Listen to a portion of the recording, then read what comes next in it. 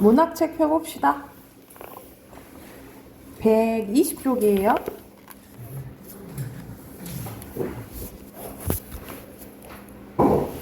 120쪽 폈나요? 여기서는 우리 앞에서 문학 했는데 시, 소설, 그리고 저번 시간에 극이랑 수필 했어요. 근데 이제 원래 소설 끝자락에 나왔어야 되는데 이게 마지막에 나와 있네. 여기서는 이제 고전 소설입니다. 고전 소설에 먼저 개념 나와 있네요. 고전 소설은 19세기 이전에 창작된 소설을 얘기해. 그래서 기준을 19세기 정확히는 1894년 가보개혁을 기준으로 삼거든요. 1894년에서 19세기 이전에 쓰여진 소설을 고전소설, 그 이유는 현대소설 이렇게 보시면 돼요. 고전소설은 설화는 입으로 전해진 이야기를 얘기를 해. 그래서 왼쪽에 보면 설화의 종류 나와 있죠. 신화, 전설, 민담, 이거를 이제 묶어서 설화라고 하고, 그리고 여기서 가전이라는 말이 나와 있지. 이 가전체 문학이라는 게 있는데, 이건 이제 사람이 아닌 것을 사람처럼 표현해서 의인화해서 그것의 생애를 다룬 것을 가전체 문학이라고 해요. 그래서 예를 들어서 술을 의인화해가지고 그 사람 이제 어떻게 살았다 이런 내용이라고 생각하시면 되고요. 그리고 중국 소설의 영향을 받아서 탄생한 게 우리나라의 고전 소설이라고 보시면 됩니다. 밑에는 전반적인 고전 소설의 특징 나와 있어요. 우리가 고전 소설이 이제 중등 과정 때 나오면서 갈래 문제, 특징 문제 나왔잖아요. 그치? 전반적으로 기억해 두셔야겠죠? 먼저 주제는요, 권선징악 인과응보입니다. 말 그대로 착하게 살아라 이 말이지, 그치? 그리고 유교적 윤리관으로 가정의 화합을 강조하는데, 유교에서 강조하는 건 두 가지 있죠. 대표적으로 충과 효라고 보시면 되고요. 그리고 사회제도의 모순과 부정을 비판하는 주제가 드러난다라고 보시면 되고, 전체적인 구성은 시간순으로 일어납니다. 시간순은 여기서는 평면적이라고 나와 있는데 같은 말로 뭐라고 하지? 그렇지. 순행적 구성 같은 말로 써놓으시면 되고요.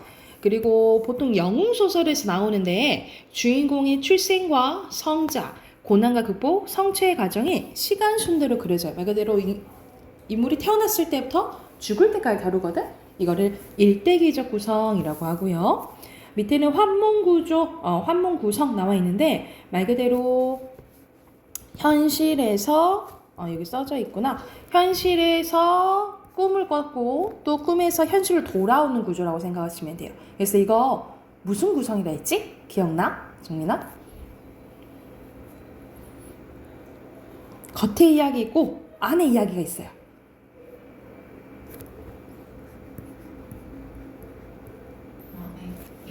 그렇지. 액자식 구성. 이건 액자식 구성이라고 보시면 되고요.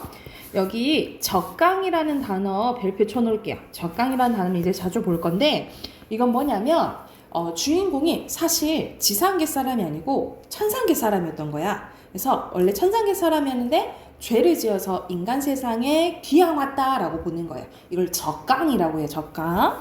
그래서 천상계의 인물이 죄를 짓고 인간 세상을 내려오거나 죄값을 치른 후에 다시 천상계로 올라가는 구조를 적강 구조라고 하는데요. 여기서는 어떤 세계관이 밑바탕으로 되어 있냐면 천상계와 인간 세상이 따로 있다라는 소리잖아. 그치? 그래서 기반이 이원론적 세계관이라고 보시면 됩니다. 이원론적 세계관이라고 보시면 되고요. 그리고 대체적으로 행복한 결말이다 라고 보시면 됩니다. 대체적으로 행복한 결말이요. 근데 꼭 안 그런 것도 있거든요.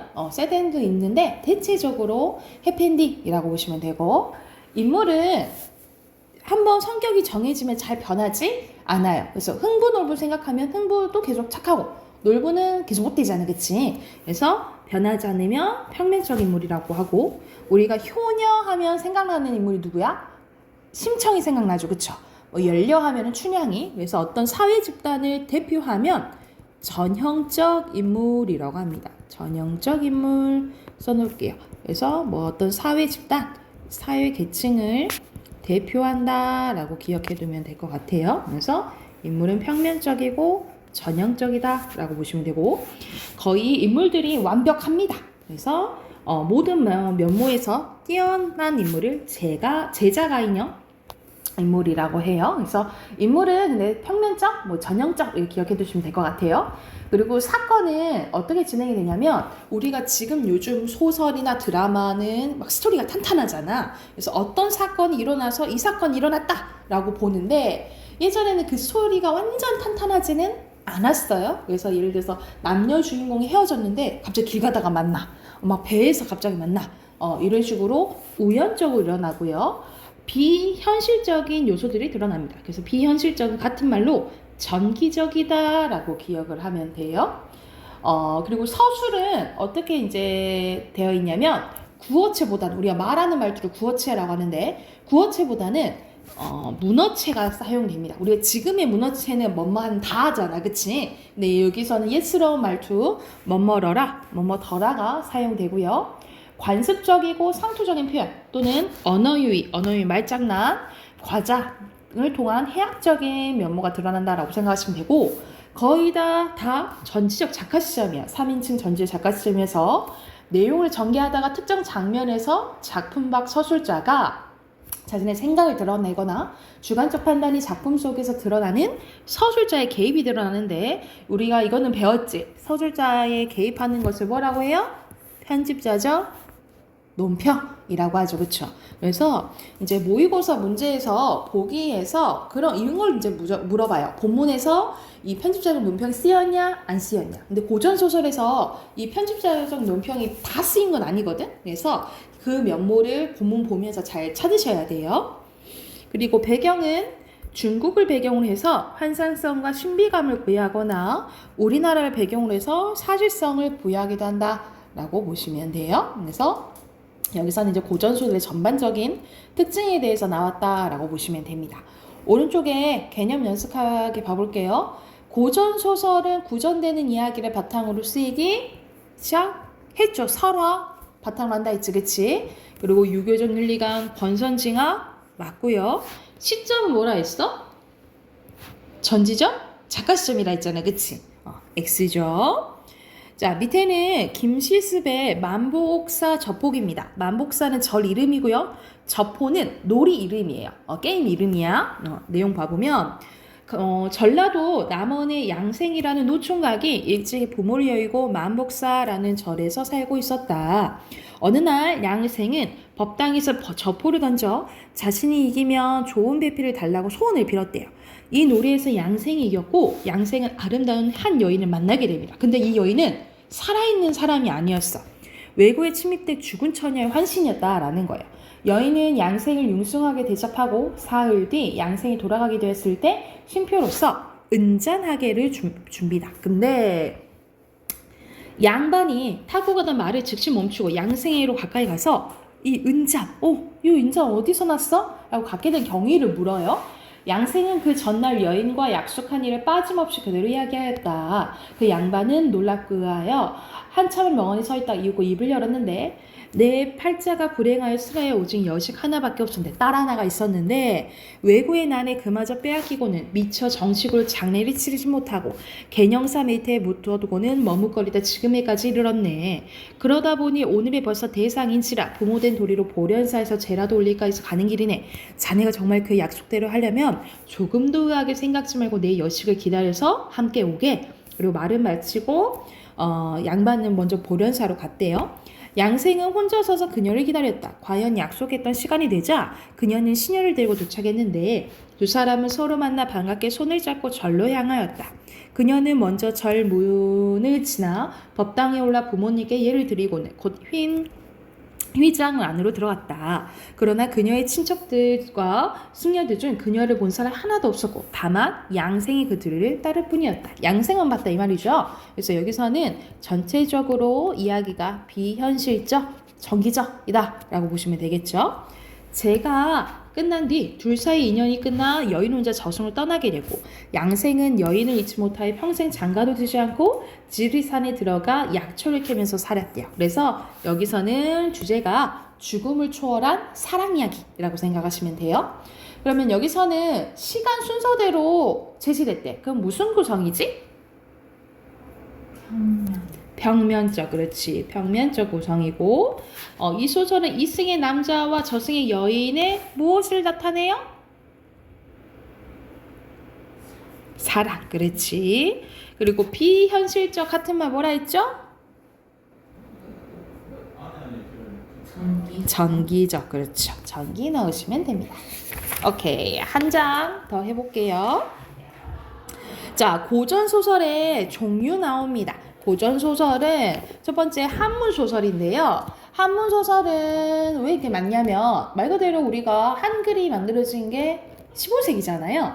그 전에 쓰여지거나 아니면 또 그 이제 한글이 막 퍼지기 전에 이제 한문 소설이 많이 쓰여지게 됐다라고 생각하시면 되고, 이제 한글이 있어도 한문 소설이 좀 쓰여졌어요. 조선 후기 때도 이제 양반들이 많이 좀 썼다라고 보시면 되겠죠. 전기 한문 소설 가볼게. 설화적 단순성을 지향하고요. 허구성을 갖춰서 형식과 내용을 발전시켰고, 제자가 인형 인물이 작품의 주인공으로 등장하고 전기적인 요소가 많이 나타나요. 그리고 작품 속에 한시가 많이 등장합니다. 한시가 드러나는 경우에는 이게 서술형 문제로 자주 나오거든요.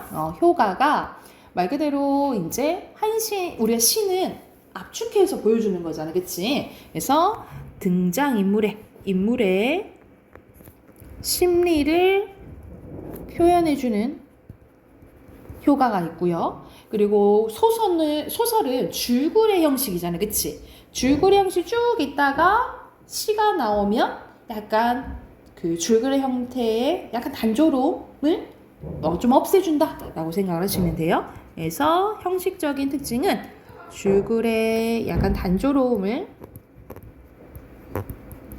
없애준다 라고 써놓으시면 되겠죠.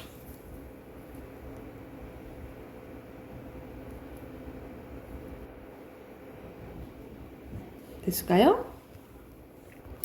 자, 그리고 후기 한문소설은 지식인으로서 사회적 책임을 장악한 실학자들에 의해서 사회의 모순을 비판하는 작품들이 다수 창작됐는데, 우리가 이제 조선 후기 때 실학이라는 사상이 중국으로부터 들어와요. 그래서 실학은 우리가 예법 이런 게 즐기는 것도, 예법 이렇게 누리고 지키는 것도 좋지만 말 그대로 먹고 사는 거 먼저 이루어지고 난 다음에 그래도 예법을 실행해야 된다, 이런 사상이라고 생각하시면 돼요.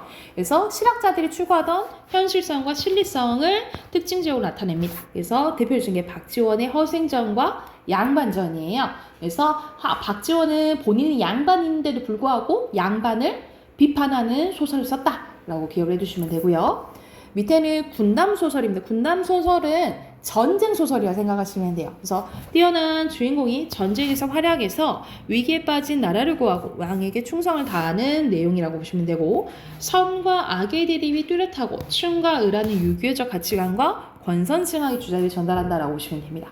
그리고 군담소설이면 어떤 소설이 따라올 수밖에 없냐면 영웅소설이 따라올 수밖에 없어요. 우리가 영웅은 어떤 위기에서 구해줘야 되잖아, 그치? 그래서 보통 전쟁에서 승리를 가져오는 게 군담소설 플러스로 영웅소설을 생각하시면 돼요.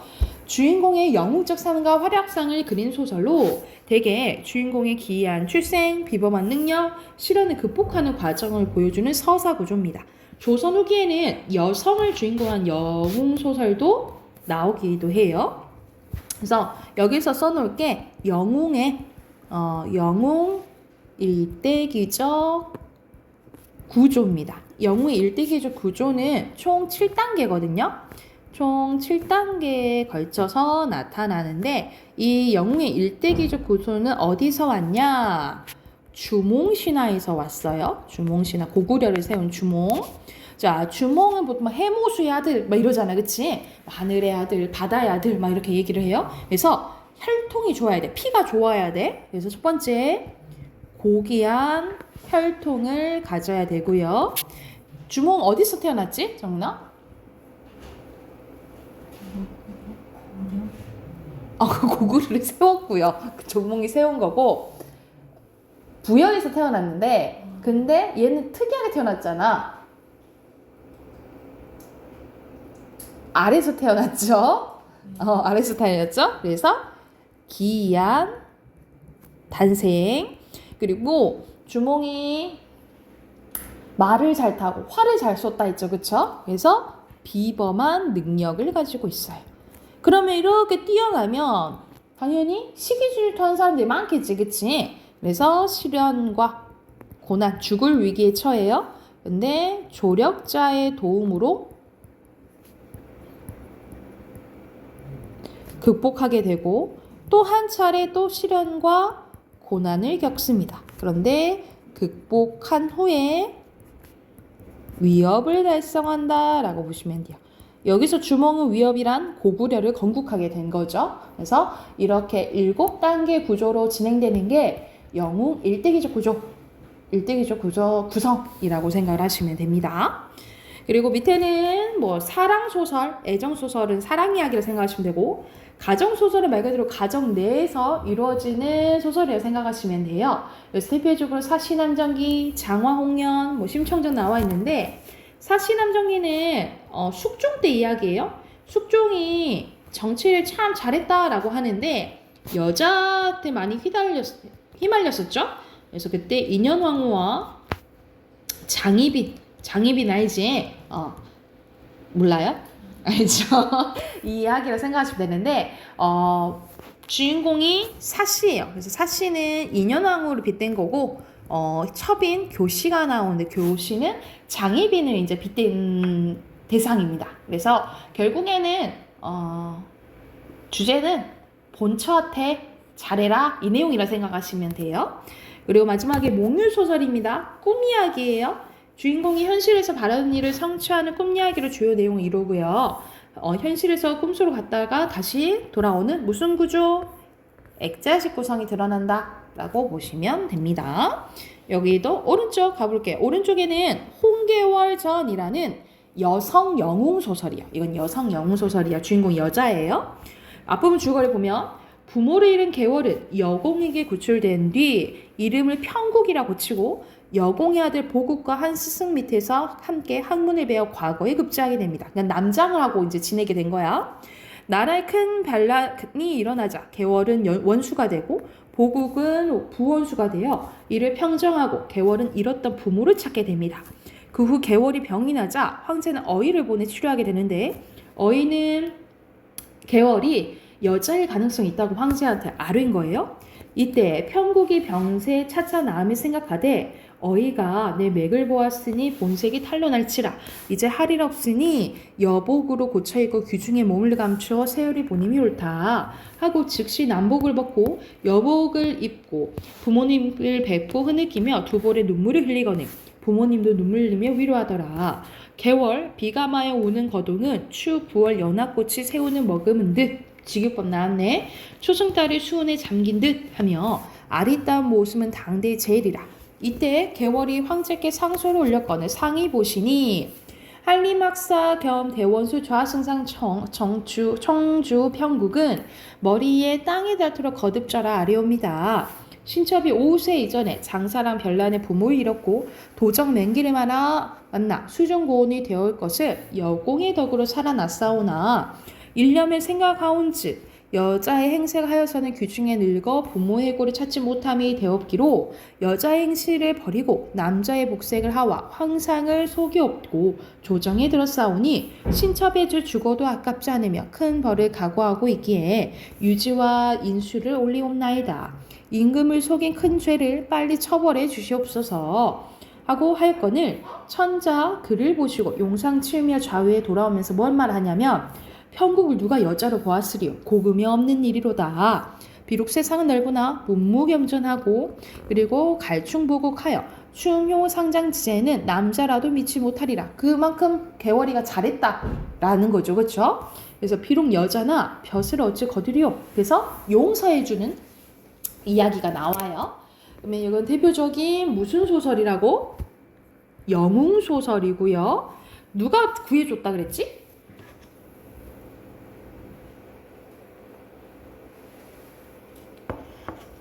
첫 번째 줄에 보면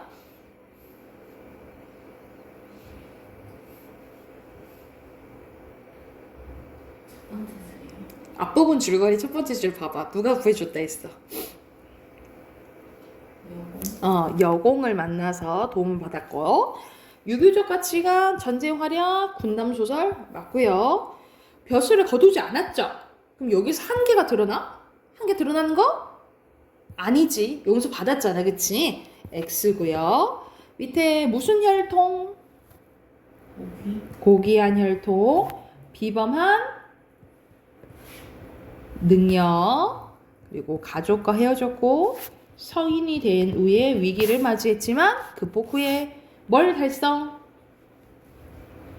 위협 달성입니다. 오케이. 나머지 뒷부분은 내일 이어서 할게요. 내일 이어서 하고 거기 그 독서 워크북 꺼낼게요.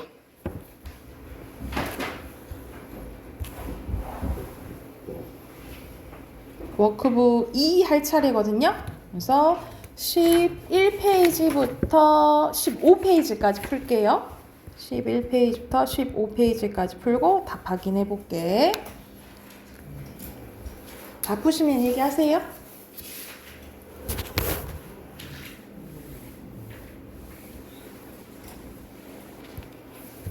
자, 빈칸 채워봅시다. 1번에 여기서는 망각에 대해서 나오죠. 망각. 그리고 2번에 기억. 3번에 단계고요. 그리고 4번에 부호화. 5번에 정교화. 그리고 7번에 6번 빼지. 6번에 저장. 7번에 시간.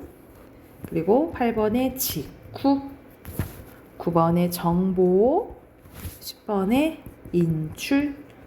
그래서 중심 화제는 망각 현상에 대해서 나온 거죠. 그리고 주제는 기억의 단계에 따른 망각 현상이에요.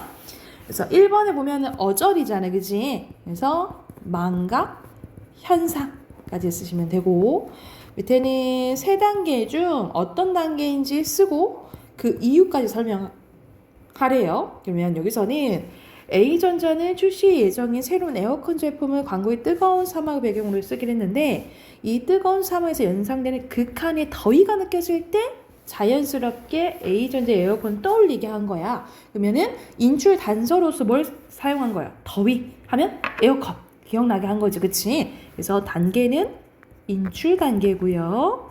그래서 이유는 이렇게 쓰시면 되겠죠. 극한의 더위를 인출 단계로 활용하여 무더운 여름에 A전자의 에어컨을 기억에서 인출하도록 했기 때문이다 라고 쓰시면 되겠죠.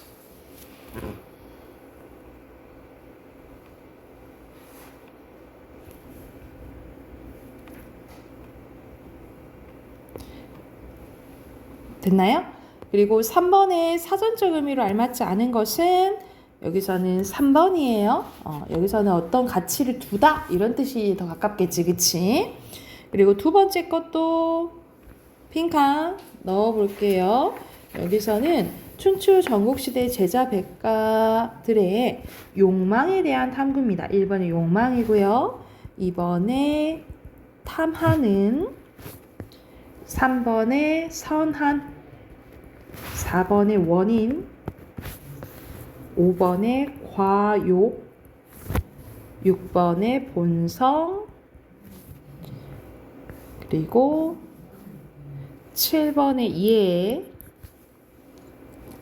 8번에 부정적, 그리고 9번에 법이고요. 그리고 중심화제, 욕망, 대처 방안 이렇게 쓰시면 돼요. 그래서 각각 욕망에 대해서 맹자, 순자, 한비자의 관점 나오잖아요. 그치? 그래서 적절한 것은 1번이고요.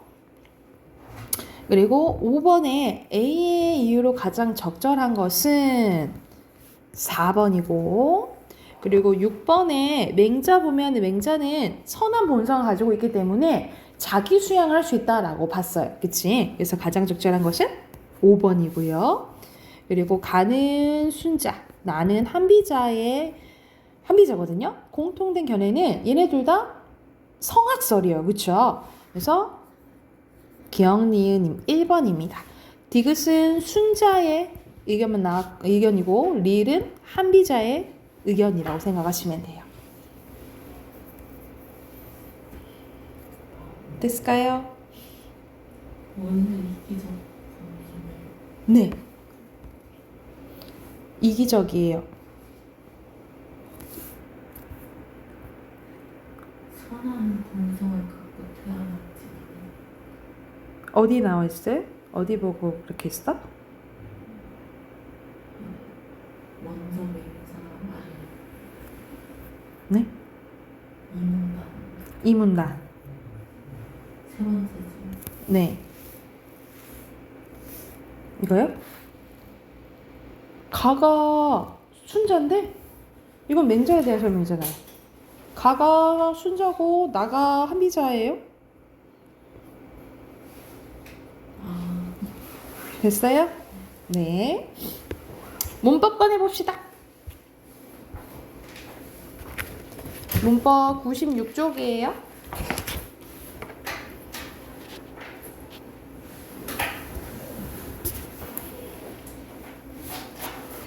자, 여기서는 오늘 할 부분이 높임 표현입니다. 높임 표현이에요. 우리가 높임 표현을 높이는 것만 생각하는데 여기 개념에는 높이는 것뿐만 아니라 낮추는 것도 포함되어 있어요. 그래서 말하는 이가 어떤 대상에 대해서 높고 낮은 정도에 따라 언어적으로 구별하는 표현을 높임 표현이라고 합니다. 그래서 여기서는 높임 표현에는 나누는 기준이 높임의 대상이에요. 뭘 높이냐에 따라서 세 가지로 나뉘어져요. 상대를 높이면 상대 높임법, 주어를 높이면 주체 높임법, 그리고 목적어나 부사 높이면 객체 높임법. 그래서 이렇게 총 세 가지가 있다라고 보시면 돼요.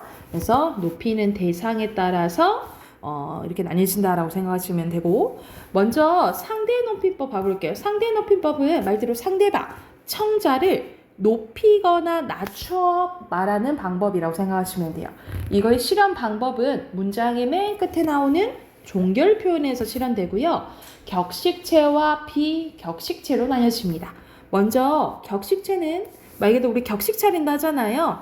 말 그대로 공식적인 상황이거나 심리적으로 조금 멀 때 사용하는 게 격식체고, 반대로 비격식체는 비공식적인 상황이거나 사적인 상황이거나 아니면 심리적으로 가까울 때 사용되는 게 비격식체라고 생각하시면 돼요. 그래서 격식체 4개, 비격식체 2개가 있거든요. 그래서 순서대로 이렇게 외우시면 돼요. 순서대로 하십시오, 하오, 하게, 해라, 해요, 해체가 있어요. 순서대로 뭐 있다고? 하십시오, 하오, 하게, 해라, 해요, 해체. 그래서 하십시오가 가장 높은 거예요. 그래서 우리 단아까 말투 있지? 군대 가면 단아까 말투 하는 게 하십시오차라고 생각하시면 되고, 아주 낮춤이 해라체고요. 이게 상반되는 게.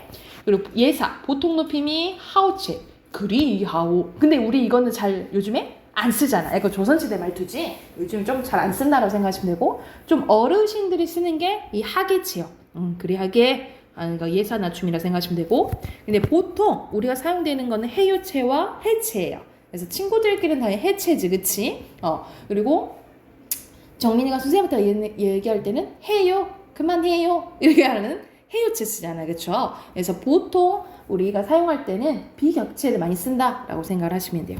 그래서 이거는 두루 높임, 두루 낮춤 이렇게 기억해 주시면 될 것 같아요. 그래서 예전에는 막 이 표를 다 외우게 하고 막 이랬는데 요즘엔 그렇게까지는 나오진 않고, 그래서 크게 격식체, 비격식체만 구별 좀 해주시면 될 것 같아요.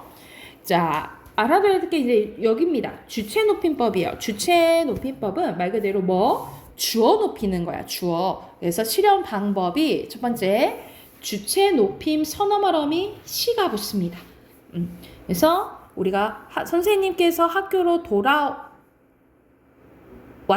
아니라 돌아오셨다라잖아. 시가 들어가는 거. 이걸 주체 높임 선어말어미라고 부르고요. 그리고 높임의 주격조사 이가 대신에 깨서가 쓰이고 전미사 님 그리고 특수어휘가 쓰이는데 계시다, 드시다, 주무시다 이것들이 대표적인 특수어휘라고 생각하시면 돼요. 그래서 선어말어미 시나 또는 깨서 그리고 이 특수어휘가 쓰이면 무슨 높임법? 주체 높임법이라고 생각하시면 되고요. 주체 높임법은 두 가지로 나뉘어져요. 직접 높임과 간접 높임.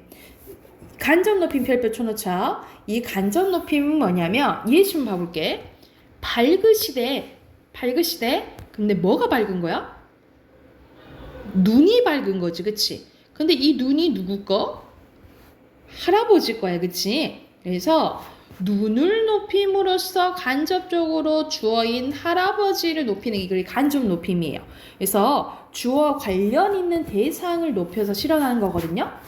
그래서 이때는 특징이 뭐냐면 이때는 특수어휘 아까 이 특수어휘들 있지 그치? 이 특수어휘를 못 써요. 간접 높임 때는 못 써. 그래서 대표적으로 예시가 교장 선생님의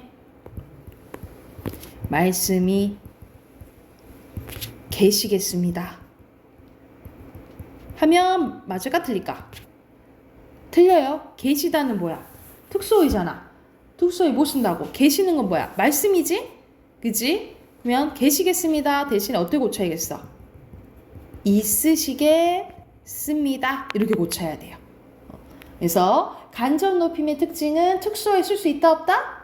없다 라고 기억을 해두시면 되겠죠. 그리고 객체 높임이에요. 자, 객체 높임법에는 자 서술어의 대상이 되는 뭐 높이는 거? 목적어나 부사어 높이는 거예요. 목적어나 부사어. 그래서 부사격 조사 깨가 사용돼요. 깨. 특수어휘는 네 가지밖에 없어요. 그래서 이거는 외우셔야 돼요. 특수어휘 네 가지. 들이다, 모시다, 뵙다, 엽줍다 여기에 있으면 객체 높임법이라 생각하시면 돼요. 그래서 이건 간단해요. 객체 높임법은 목적어나 부사어 높이는 거고 부사격 조사 뭐 쓰여요? 깨. 그리고 특수어휘 뭐 쓰인다고? 들이다, 모시다, 뵙다, 여쭙다. 이거는 외우셔야 돼요. 정리한 네 가지 뭐라고? 들이다, 모시다, 뵙다, 여쭙다. 이게 쓰이면 무슨 높임법? 객체 높임. 객체 높임법이라고 생각을 하시면 됩니다. 예, 됐을까요? 그러면 옆에 97쪽 있죠? 97쪽 정리 숙제를 해올까? 이거 숙제로 해올게요. 이거 숙제하고 내일 이어서 하고 내일도 단어 26대 있죠? 26대 2 외우시면 될 것 같아요.